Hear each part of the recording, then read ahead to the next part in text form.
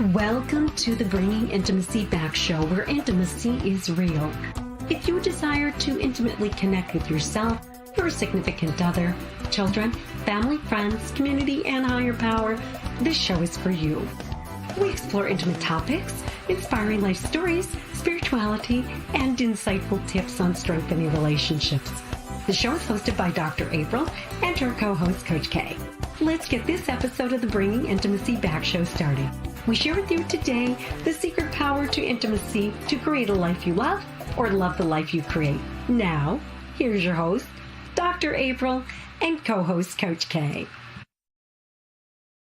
Welcome to the Bringing Intimacy Back show, where intimacy is real. How are you doing, Coach K? I am a little bit under the weather, but I am perfectly okay outside of that. How about yourself?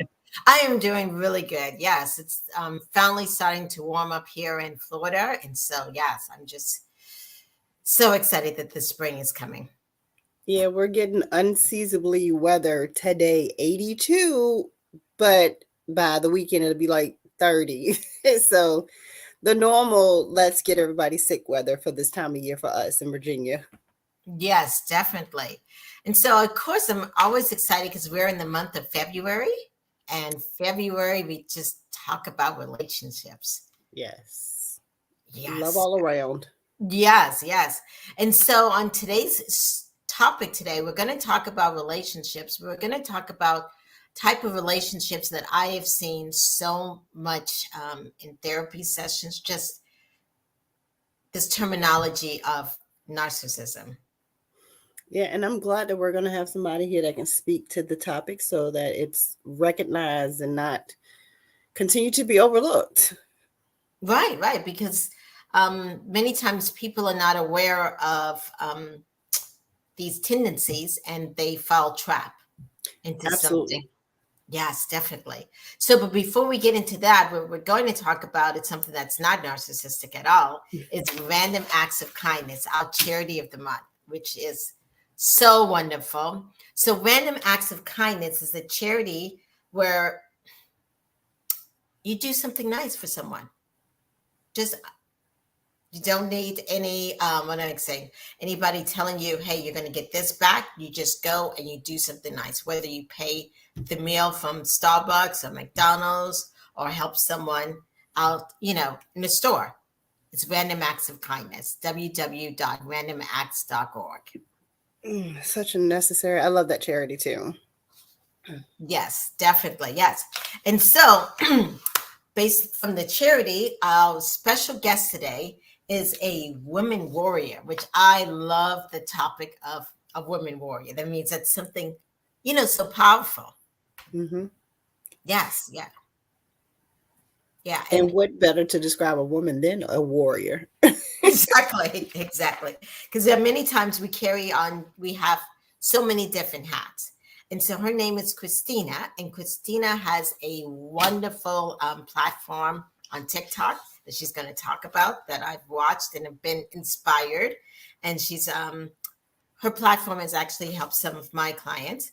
So, and she has survived relationship that it's been narcissistic, abusive. So she's not only talking from knowledge, but also talking from experience.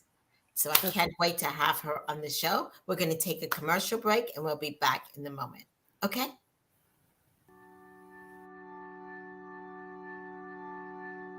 Improving intimacy, everyday expressions is all about you and your partner.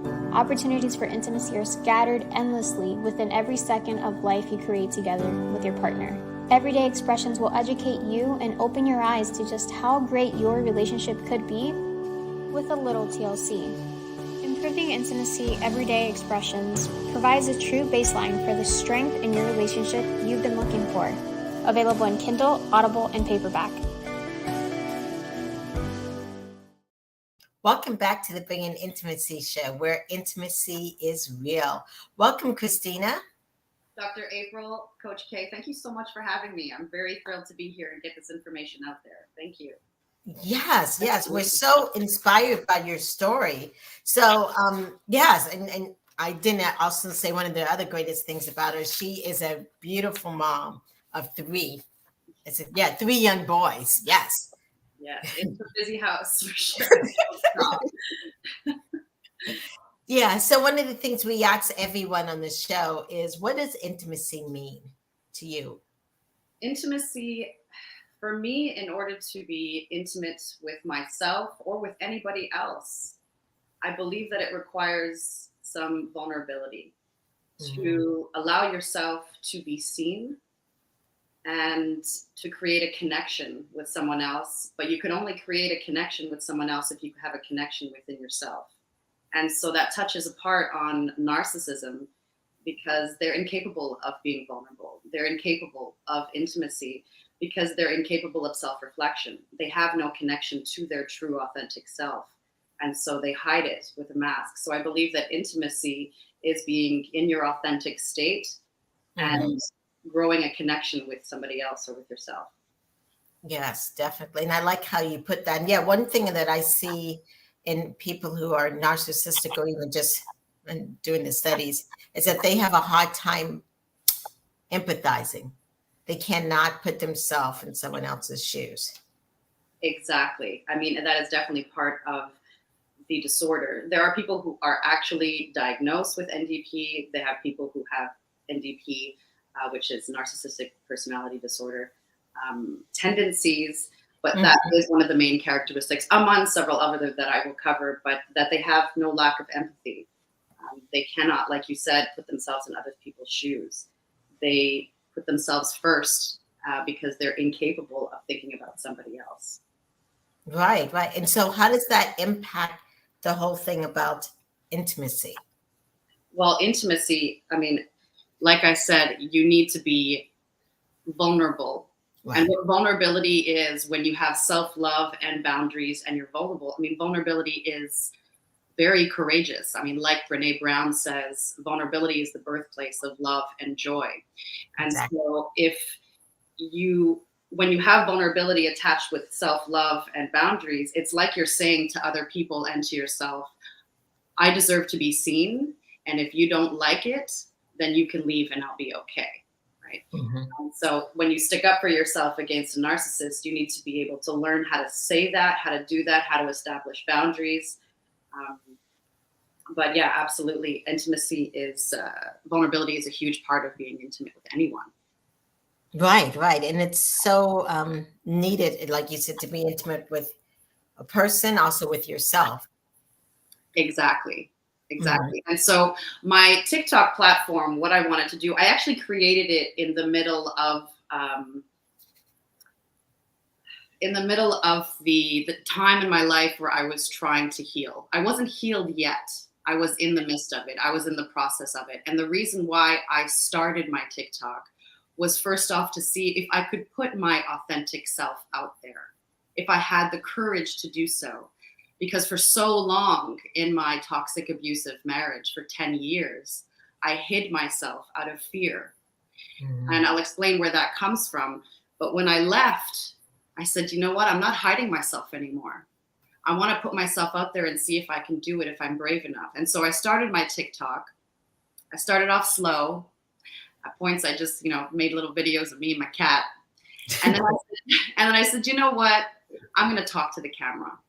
I'm gonna do something that can help others, because right now I feel alone and I feel isolated, and I don't want anybody else feeling like that. And it was almost like the platform helped me in the process of healing more, because it allowed me to gain strength. It allowed me to put out the information that I had worked so hard during the 2 years of the first 2 years of my separation, because I really tried to understand what happened. Right. What happened to me? Why did this happen? Where do I go from here? Who am I? Will I ever find true love? Was the problem me? I had so many of these unanswered questions. And so I did an immense amount of research in order to find out that, in fact, I was a victim of narcissistic abuse. And knowledge, information, is power. Right. And so I wanted to give that power to other women so that they wouldn't feel so lost like I did. And since I started about a year ago, I now have about 232,000 followers, of mostly 95% of them being women. Some men also being victims, of course, of narcissistic abuse, which is fully possible. Narcissism is not gender specific. Right. But because my title is Women Warriors, I guess it gravitates more to women followers. So I'm happy that, and I'm just getting started. You know, Yes. first year, Yes. and I am not stopping now, by all means. So, yeah. So I wanted to start off, like I said, knowledge is power. What is a narcissist? Yeah, I wanted you to start off with that, because you said you had to hide yourself. Exactly. So, like, what is yes. narcissist? What is narcissism? What is narcissistic abuse? What does it look like? Right. And so, first of all, like I explained, a narcissist puts on a mask. And why do they put on a mask? Because narcissism is the #1 disorder that's full of shame. Something must have happened in this person's life, some kind of childhood trauma, where they believe that they cannot be themselves. And so there's full of shame as to who they are. So what they did is that they put on a mask, and they put this mask on to seek approval to other people. And it's the external approval of other people that they constantly need, because they cannot give it to themselves. They cannot be self-reflective. They are scared. They're afraid to do so. They'll never be able to look in the mirror and state the truth as to who they are, because they're full of the shame. So the mask that they put on, well, that mask can come off as very charming. That mask can come off as charismatic. Very charismatic in the beginning. Yes. We want people to like them. Right? And so when you start off, and they could be people that they work with, people that they need to make an impression of for whatever reason. But when it comes to a partnership, when it comes to a relationship, well, there's certain phases that happen in order for this. It's called the narcissistic cycle of abuse that happens. Now, narcissists only abuse the #1 person who's the closest to them. Sometimes it's not even their parents. It's usually the partner that they're with, which means that this one sole person is the only real recipient of this abuse. So everybody else in the world that this narcissist interacts with believes that this person is incredible, that they're so kind, that they're so caring. And yet that one person who's in the relationship with them is the only one that suffers from the abuse. So when they finally come out, a lot of times, a lot of people don't even believe them, because the narcissist is so charming, right? So, and I just would also say is that abuse of layers of abuse. Sometimes it's even stuff that they felt upset about in childhood or whatever, but it's this whole range of abuse that they're going to put on one person. Exactly. It's full of gaslighting. It's full of projection. It's full of neglect and isolation. They devalue you on a daily basis by using criticisms, dismissals, judgments. They flat out sometimes can insult you. So in the beginning, very charming. Usually their conversations are about them. They might give you a couple of seconds for you to talk about yourself, but usually the conversation will revert back to them. Right. And just on that part right there. So if you go on a date with someone and they just talk completely about themselves and not ask you a question.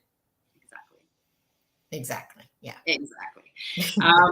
They are extremely sensitive to any kind of criticism, whether it be positive criticism or not. They have very few friends, usually, very few true friends, right? If any. Many people like them in the sense that they think that they're great and kind and nice, but how many actual friends that they have is quite few. For example, my ex-husband, who lived in the city that I lived, he wasn't born here, but he'd been here for 20 years. He maybe had one friend that he established in 20 years of being in this city.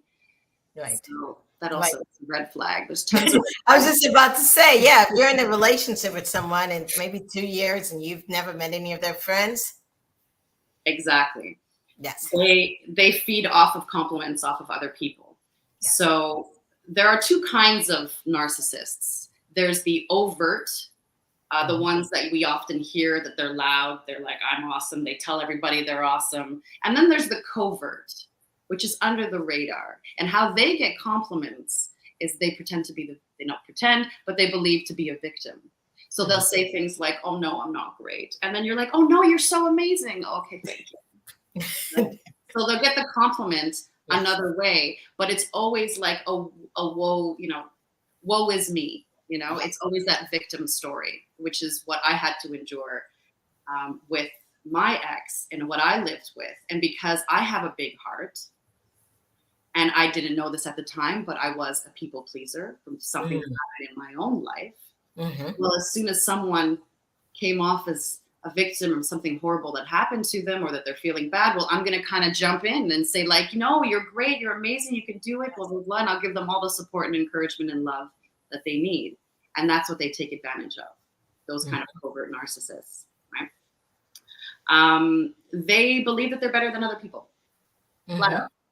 They expect preferential treatment, and they flat out believe that their talents are probably better than they actually are.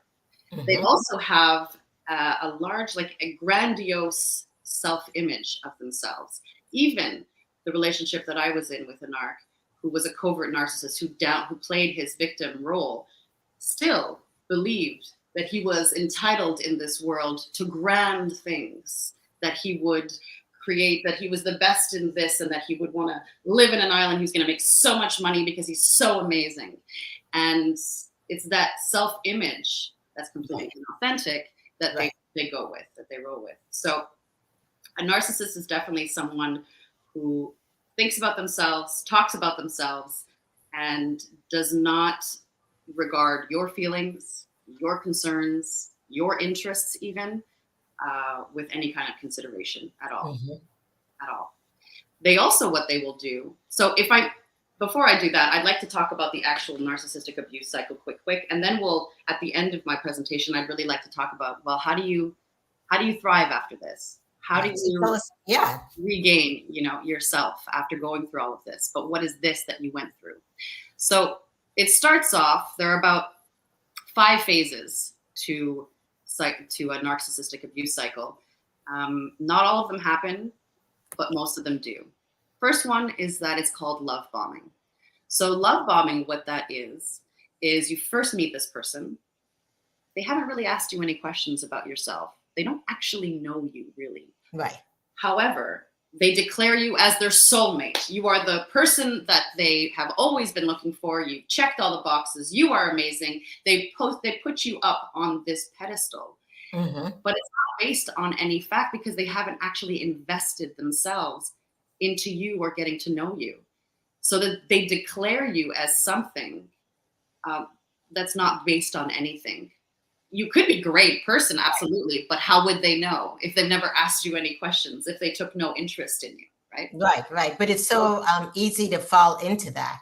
Exactly, especially if you've never experienced it before. I mean, maybe with healthy people and you're like, wow, they're charming, they're nice, they're kind, and they're like thinking, I'm amazing too. This is awesome.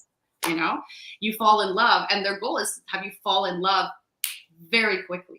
Right, exactly. And then once you're in love, it's like you feel a little trapped because you love them, right? And if they play that victim role, then you just want to keep on helping. Yes. What's the number 2? Number 2 is what happens most of the time, but not all the time. It's called narcissistic dumping. So what they do is that they dump onto you a large secret, that happened in their life, some kind of trauma, something to explain, by the way, all of their future horrible behavior that they will have. Oh, it's because of this. It's because I experienced this in my life that I'm this way. And so they tell you that this secret cannot be told to anybody, because if you tell anybody, well, it would ruin their life. Nobody can know. Okay. And that it has caused them so much pain and anguish in their life to hold this secret. And once they dump it onto you, they feel fine afterwards. Everything's fine with them. But now you feel like you're obliged to keep it a secret. You can't tell anyone. Right? It keeps you trapped and it keeps you isolated. Okay. What's the third? The third one is called devaluing. Now, once you put you up on a pedestal, And they now told you they got to peg you down a little bit. and they got to peg you down. Okay. Yes. Peg you down. And so most of the time what they do is that they take things that bring you the most peace and happiness. And the things that they destroy. So for me, for example, I love music. I love dancing. It's one of the things that brings me ultimate joy, biggest smile when I'm doing Yes. it. And he would insult it. He would say that my was very primitive, that, well, if you like that kind of stuff. He would tell me that since I'm a better dancer than him, you know, could you just like not do that in front of me? It makes me feel bad that I'm not, you know, as good as you. Oh, wow. Okay. Yeah. And so Yes. you'll devalue whatever it is. You could be an artist. You could be whatever it is that brings you peace and happiness. That's the thing that they'll destroy first. And they will constantly devalue you. It also comes with other little things like, wow, you're sitting on the couch still? You know, those dishes aren't going to clean themselves. Yes. You know, why don't you get another job that pays you more money? Why are you so lazy? These constant criticisms and judgments that devalue you. And you're like, well, shit, this person thought I was so great. And I believed their opinion of me then. I guess I should continue believing their opinion of me now. Right. Because they presented themselves as someone who was credible. Right. Right. Exactly. Together. The next one after that is called the discard phase. That happens when they have no more use for you. It either happens when they leave you or you leave them. And sometimes even when you leave them, like in my case, when I left my narc, he didn't discard me yet because I was still useful to him. I could still help him. I could still encourage him in his own efforts in his own life. Right. But the moment that you have no more value to them, they can't use you anymore. They discard you. And what discarding looks like is, why are you talking to me? I don't do anything. Who are you? Get out of my life. They literally make you feel like everything that you gave in that relationship meant absolutely nothing. Right? The last one, which doesn't always happen, which hasn't happened in mine, for example, is called hovering. So when they hover around you. So sometimes when you leave, all of a sudden, then they will start hovering you. They will check out your social media. They'll keep on calling. They'll want back into your life. They'll want you to continue to be a supply for them. And what I mean by supply is that you are supplying their identity. They chose you for a reason because you're awesome. Right. And they're not. They wanted to be awesome. They attached themselves to an incredible person who's bright and light and full of life because they want that for themselves. And then they sucked it out of you pretty much and used you as a supply. And when you're done and you have no more light, they're done with you. Right. And so it's important to also know that in a relationship, these phases in the cycle of abuse can happen over and over and over again. It doesn't happen just once in like a linear timeline, right? They can make a huge mistake. They can cheat on you, for example, and you're like, that's it, I'm done. And all of a sudden they start love bombing you again. And you're like, okay, Push you back in. Yes. Put you right back in. And then once you're up high, then they'll continue with the devaluing. Right. However, there is hope of getting out. Absolutely. There's many women who have, like you said, like you yourself, and I even just think of one of my former relationships. Yes, how that was. Yes. Exactly. And so everybody's reason to get out is different. Some people, it's because they have children and they don't want their children to suffer from this kind of abuse, to be witness to it, or to be the recipients of it. Right. So, or let me just even say that when you're in that kind of relationship, your children are watching. Exactly. Yes. And if you want them to either be the narcissistic or the victim of it, continue it. But they will choose one of those. Exactly. Right. And so they are constantly watching, and you as a parent are the model for them. Right. And so if you want to show them what empathy looks like, what a healthy relationship looks like, you have no choice but to leave. Right. You need to, and because in a relationship like that, there are no boundaries being set. People are being treated horribly, and no one is sticking up for themselves. Right. And so you're teaching your children to do that as well if they're witness to it. Some people leave because they get information. They get information and realize, look at that. I'm in a narcissistic relationship and I didn't even know. And now I understand why I'm feeling like this. Now I understand why I have no identity. Right. And I do want to say a disclaimer. If you're thinking of leaving and if you're in a narcissistic relationship, some of them can be very abusive. Absolutely. You need to have a plan. You can't just walk up and just wake up one morning and say, I'm leaving, because some people, they will go after you and it can be deadly. Exactly. I did a video on that on TikTok that you absolutely must have a plan. You must prepare. Right. And get resources. Exactly. You must find a place to reside already before you leave. You must try to get some money. You must do all of these things to ensure that you are not stuck. Right.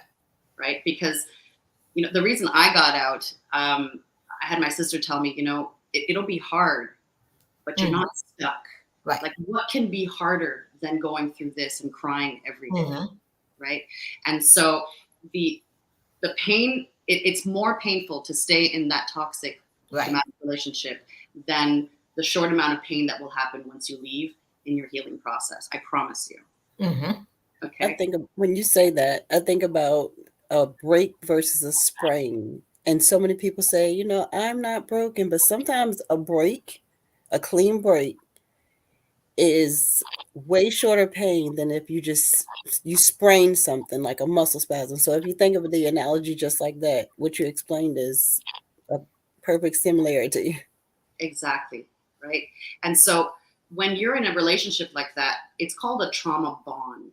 And what that is, a trauma bond, is that it actually physically affects your body and your brain. There are massive levels of dopamine and cortisol that are being pumped into your body. The dopamine comes when they give you little pieces of love, little pieces of crumbs that you get, right? And you're like, okay, everything's still good. And then the cortisol gets injected when they're treating you horribly and they're insulting you. And so it's called intermittent reinforcement. So they treat you badly, but sometimes you never know when, but they might just be nice to you. And so you do everything possible. You sacrifice yourself. You sacrifice your own needs. You don't bring up concerns because you don't want them to get upset or to start insulting you or judging you or criticizing you. You don't do all of that. So your identity gets lost. You do that in order to get those positive reinforcements that are intermittent, meaning they don't happen all the time, right? And it's an addiction. It's an actual addiction. So when you leave, it's like you are trying to get rid of an addiction. And it's hard. It's doable, but you need to understand what's going on in your body. You have been living in a state of a survival mode for so long. Your brain and your body has been hyperactive out of fear. It's exhausting when you leave. So the first thing that I can tell the viewers right now is that when you leave, you're going to need time to rest if you can. Sometimes it comes out as anxiety or depression when you first leave because you don't understand what's going on in your body. You ask yourself these questions, you don't know the answers yet, and your body is exhausted, right? So it's okay to take the time that you need to take. A lot of people feel the pressure, like I got to be okay right away. And if I don't, something's wrong with me. There's nothing wrong with you. Your body is healing, right? From that addiction. The next thing that you need to do is you need to seek out help, meaning you need to get information. You need to go see a therapist, see a community of people who can understand you, seek out your family members, talk to somebody about it. You've been isolated in this situation for so long. You've kept this person's secret for so long. You need to grieve the end of this relationship, and you need to do it by standing up for yourself and letting it be known. Listen, this is what I'm going through, and I don't want to be alone anymore. Right? The next thing that you definitely need to do is you need to feel the feelings. You're going to feel a lot of feelings. There's going to be anger. There's going to be rage sometimes. There's going to be sadness. There's going to be anguish. There's going to be all of these feelings. But what some people do is that they mask those feelings with other things: alcohol, drugs, sex, work.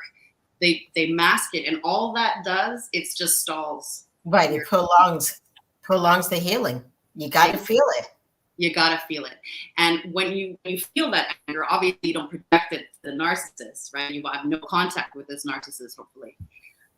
So what you do is that you use that anger for yourself to benefit yourself, to say, okay, what do I need to do and what do I need to change within myself to make sure this never happens again? Take that passion that you're feeling, even if it's, in the midst of rage, and say, this ain't going to happen to me again. What you got to do. So feel it, write it down in a journal and be like, I am so mad right now, right? But don't deny it, okay? Because it's happening to you and it's okay. It's totally understandable. Now, the first relationship you need to have after a narcissistic relationship is a relationship with yourself. You have to have a relationship with yourself for a very long time, right? Your whole self has been always outwards to someone else. Now you need to give inwards. Right. We all have a cup. Our cup needs to be filled. Self-acceptance, self-love, self-respect, self-worth. And the key word is self, because we need to do that for ourselves. And whatever spills over on the top of that cup, that's what we distribute to other people. Okay. So we need to get to a place where our cup is full, and then we can give to other people. So if you start a relationship with somebody else and you haven't healed yet, you haven't filled up your own cup, well, there's a good chance that you're going to go into a relationship, not necessarily with a narcissist per se, but something that doesn't look much better than it. Right. Because you're entering a relationship with a heart that has holes in it, it's all beat up. Exactly. You're willing to accept crumbs, even though the crumbs might look a little bit better than the narcissist. Right. But the bare minimum, I mean, we deserve what we give, right? Exactly. We cannot give to other people what we do not have and give to ourselves. So you need to give to yourself first. So that's why the first relationship, I always say, is take the time to have a relationship with yourself. Right.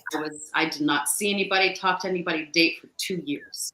I just learned about me, getting to know me, getting my life back, doing things that I love to do, searching new outlets and new interests, things that I never even gave to myself before in my marriage, right?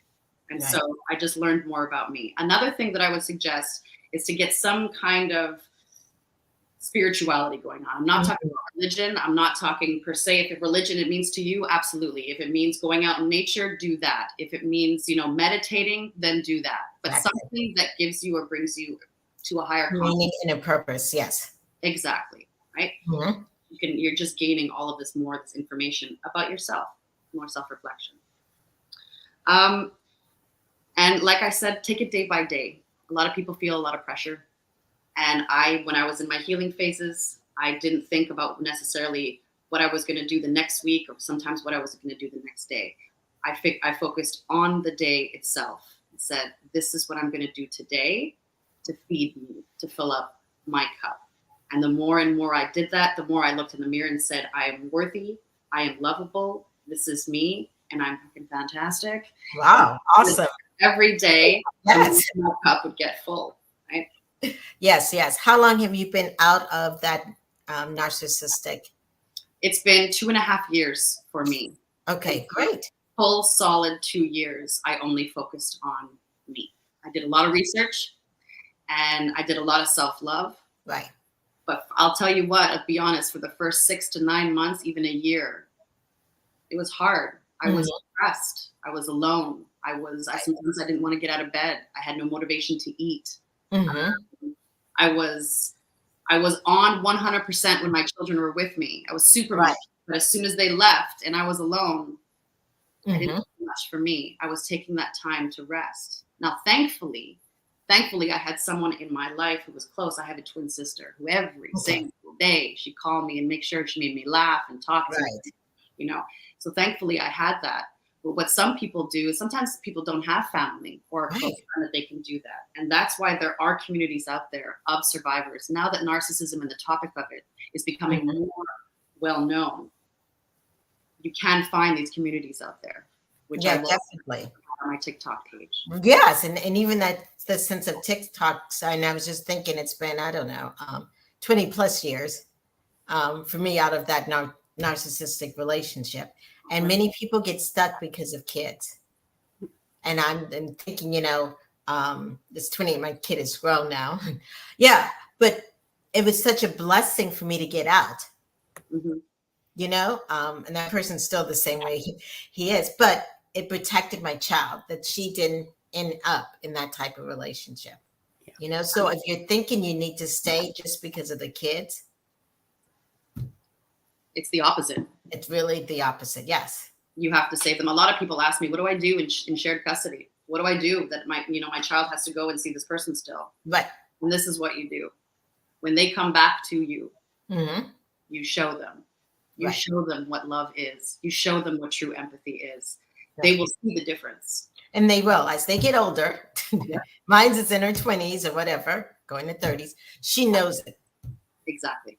But Yes. if you stay in that relationship, Right. you'll never see the difference. Right. You don't know. All Right. they see is mommy or daddy, whoever the victim is in this Mhm. in that situation, keep on being the brunt of that abuse without standing up for themselves. They don't see a healthy relationship. So, but when you leave, they can be a witness to the healthy relationship you have within yourself, and you are their model. Yeah, definitely. You've been so awesome in giving us this information. Yes. So if people are out there and they're like, I know we talked about TikTok, where can they find you on TikTok? Where can they find you? So my profile name on TikTok is women_warriors. Okay. And my name's Christina from Woman Warriors. I put TikTok. I put a whole series, a 20-part series on TikTok about narcissism from the beginning to the end, on what it is, how to heal, and what to do afterwards. I talk about children. I talk about the projection that they do.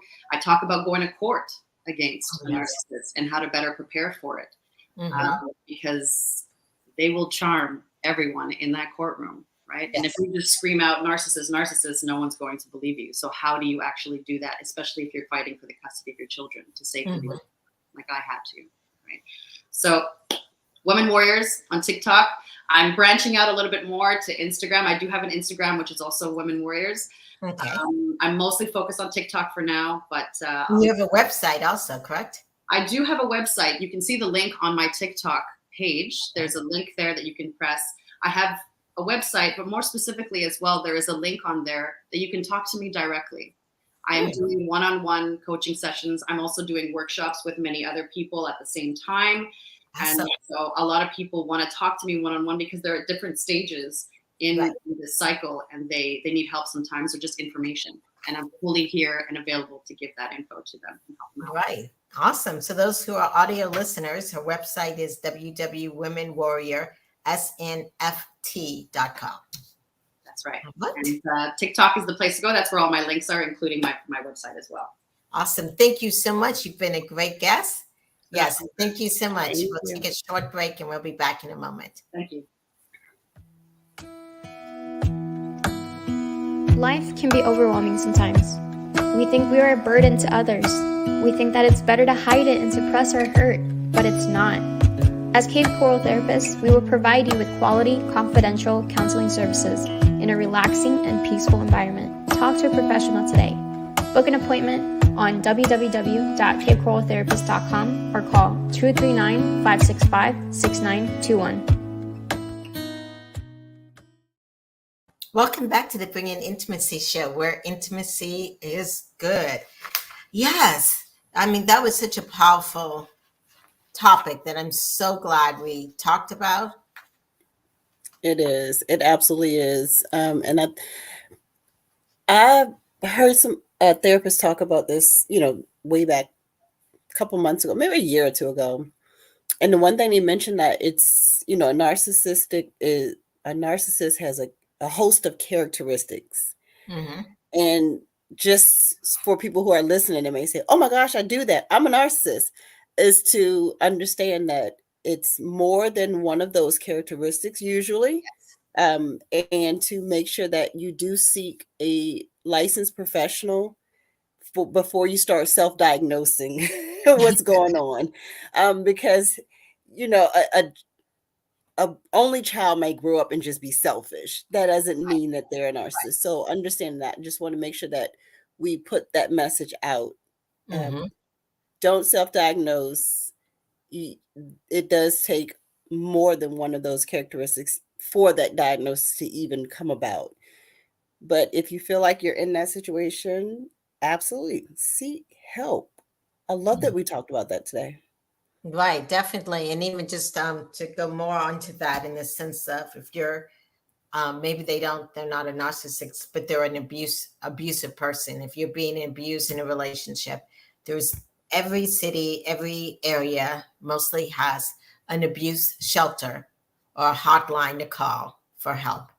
There's a lot of different places, or you can contact us and I can help you out. Yes. But the thing is that no relationship should make you feel where you self-doubt yourself, where you feel bad about yourself. Yes. And puts you down. That's not a healthy relationship. Absolutely. Yeah, Great healthy show. relationships make you grow. Yes. Yes, they do. So what's coming up next? All right. Speaking of great shows, on March the 2nd, myself and Dr. April will be talking about March Madness. We're going to talk about 5 types of intimacy. On March the 16th, we have losing to winning relationship strategies. And then on March the 23rd, we're going to talk about everything is perfect except one thing. Okay. And you have to tune in to find out what that is. Yes. Okay.